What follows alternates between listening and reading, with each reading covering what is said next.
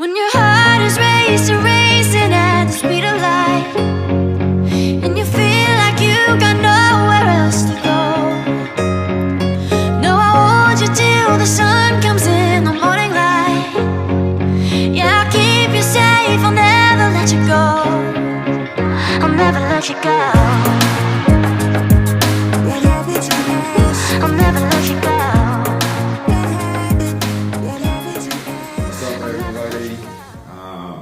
It's crazy. I decided to go live, and I don't know why, but I really wanted to tell this story because this last week has been really hard for me, plus our family. A lot of you might not know, and a lot of you might know, but I lost my mom last Monday. Out of nowhere, I got a call in the morning telling me she was being rushed to the hospital.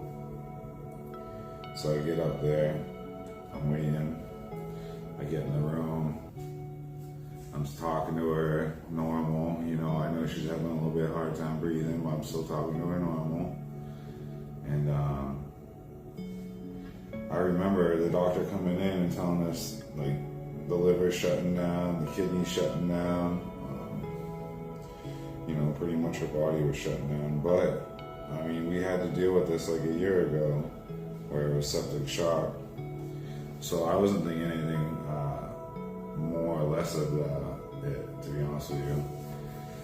So I went outside, called my mom and my brother, and I let them know. And by the time I came back in, everyone was surrounding her bed, and the doctor told me to sit next to her, and at that point I knew this was it.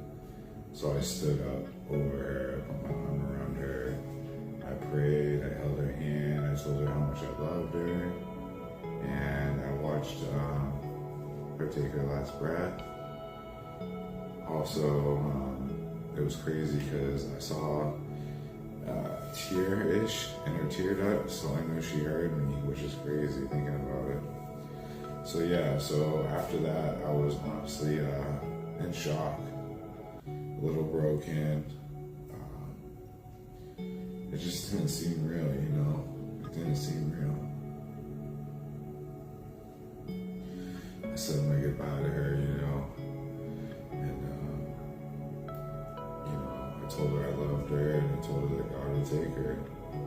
It's crazy, too, because I just got the phone with stepmom, and my mom literally passed a week ago to this time at 12:30.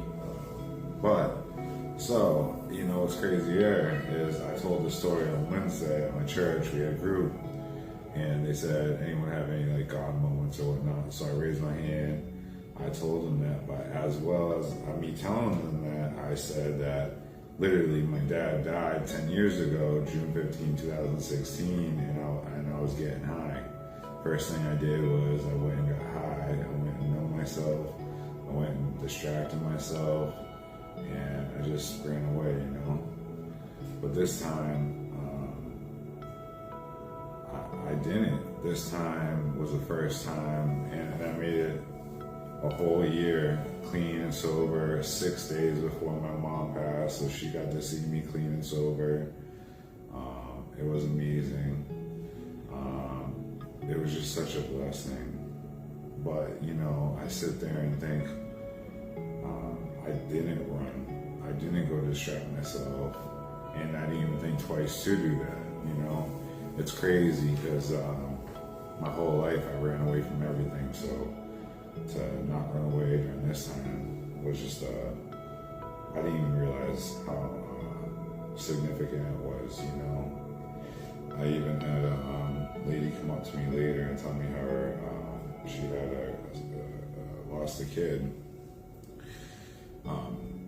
You know, and that broke my heart, that melted me. So me getting into this whole story and journey, pretty much it's just realizing that my whole life's changed for the better.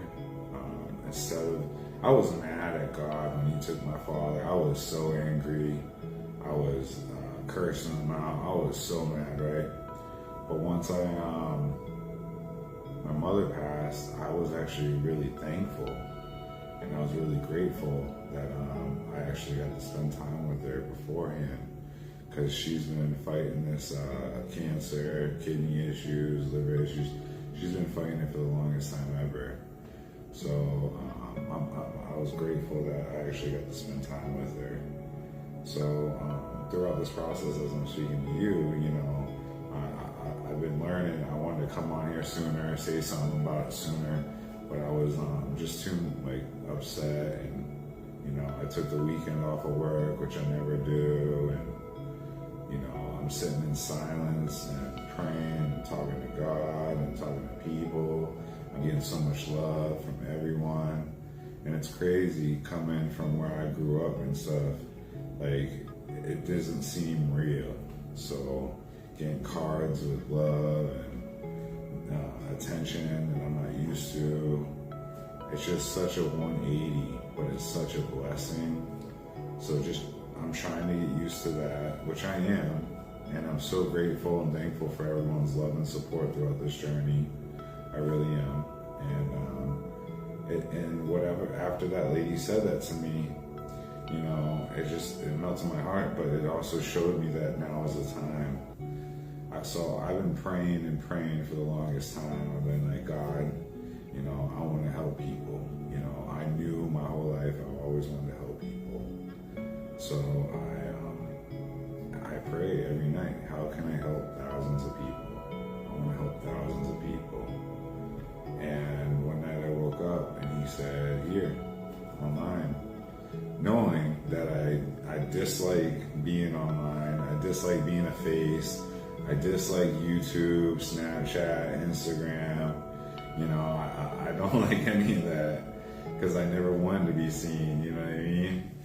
But this is the best way. And throughout this last year and a half in this process of all the counseling and the therapy, it's taught me my vulnerability is my greatest gift. You know, I didn't grow up in a normal environment, I guess people say.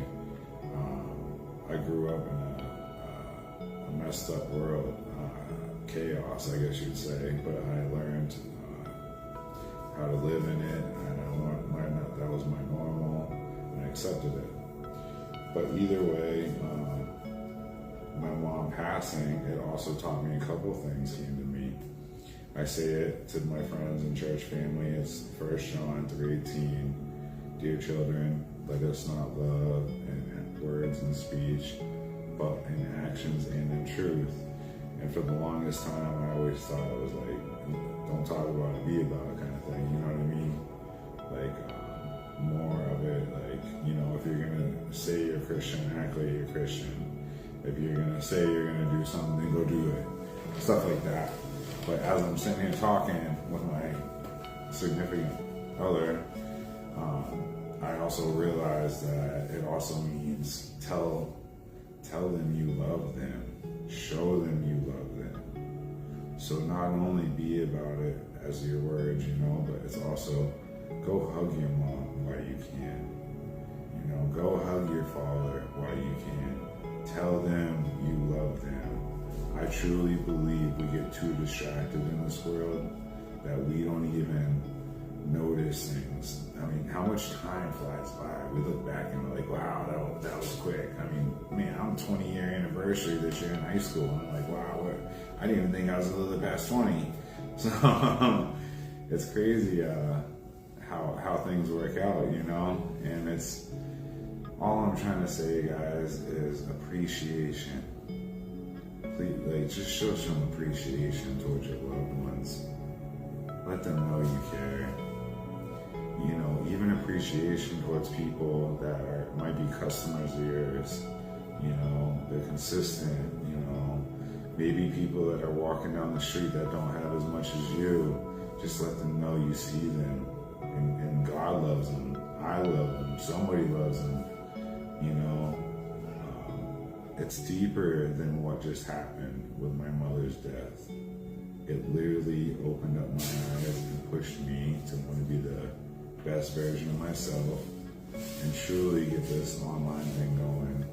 Literally with, you know, the YouTube, the Instagram, Snapchat, the Facebook. I try and do clips on Facebook and Reels, and then send you guys to my YouTube. you know, because what it comes down to for me is, first off, it's getting it off my chest, my pain, my hurt, and it's relatable. I know it's relatable because people tell me all the time that, and also it's like, hopefully it can give somebody out there, one of you guys, some kind of faith, some kind of hope, you know, that there is always a rainbow after the clouds. I don't know if you guys know or not, but Buffalo run into thunderstorms. I said this on Miss KJ the other day. I said, do you know Buffalo run into thunderstorms? She said, no, why? I said, because they want to get through it faster. Duh. So smart, right? So that's why I also say it's like a Band-Aid, you know, instead of pulling it off slowly and letting it hurt, pull it off quicker. But also try not to look at it as a negative. Like I said in the bottom, I said try and look at it as a blessing and a lesson. You know what I mean? And from this moment, you know, my mom saved hundreds of lives. She was a paramedic firefighter in this county for over 20 years. So many people love her and adore her. We also get a lot of love. And they're gonna do a color guard thing for my mom, which is amazing. It's crazy the amount of people that came out of the woodwork that I haven't seen since I was 2 years old. I saw Miss Debbie and Chad Jason, Chad, and we haven't seen each other in like 25 years, man. And Miss Debbie used to take care of me and my brother. You know how good it felt to give her a hug and tell you thank you? Like, it's just crazy. You never know who might affect your life in some way. And I pray and I hope, guys, that wherever this may go or whatever it may do, I just hope it helps you. I hope it helps you. I hope it gives you faith, hope, whatever it may be. I'd love for you guys to ask questions. I'd love for you guys to make comments. You're more than welcome to hit me up anytime on any of my social medias. Because now it's going to get deeper stories. I'm going to start telling you guys from when I was a kid, not only my testimony I did for church, but you know what?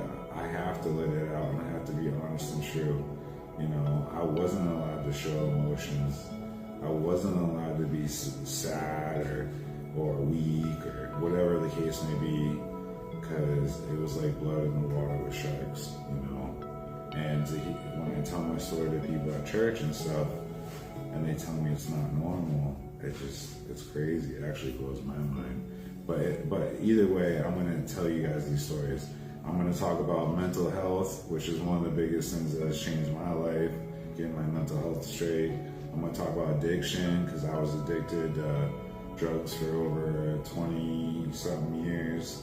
I'm going to talk about, you know, spiritual, what God's done in my life, whether you believe in God or not. I'm just going to tell you what happened in mine. Even when I didn't believe in Him and didn't care, He still showed up no matter what. I should have died so many times, guys. So many times. Like, I can't even emphasize that enough. I'm just going to talk about everything and anything, because this is what we need right now. We need real conversations. I'm going to be posting videos up about the shirt. I hope you guys like that shirt. You know, what would you say if you had 5 minutes with God? Think about it. I'd love to hear comments. You know, let me know what you would say or do, or whatever the case may be. I just want the interaction in the sense of it being comforting, warming, knowing that you're not alone. I mean, I'm even going to talk about the times I tried to kill myself, and it was a couple times, and I'm still here. I don't have much left. I have a stepmom, my brother, you know, and sister-in-law, my nephew,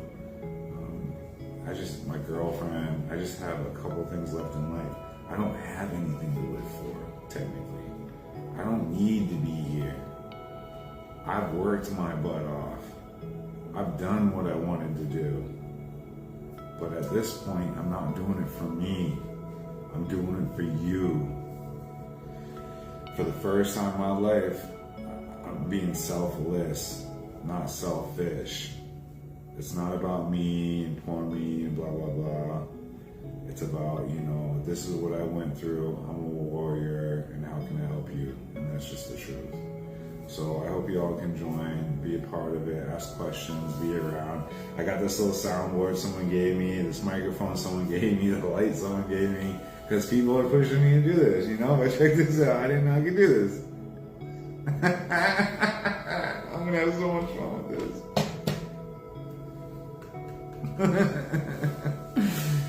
But I just want you all to know I love you guys. I hope you have a great week, day, year, life. I hope you stay blessed, and I love you all, fam. Take it easy, guys.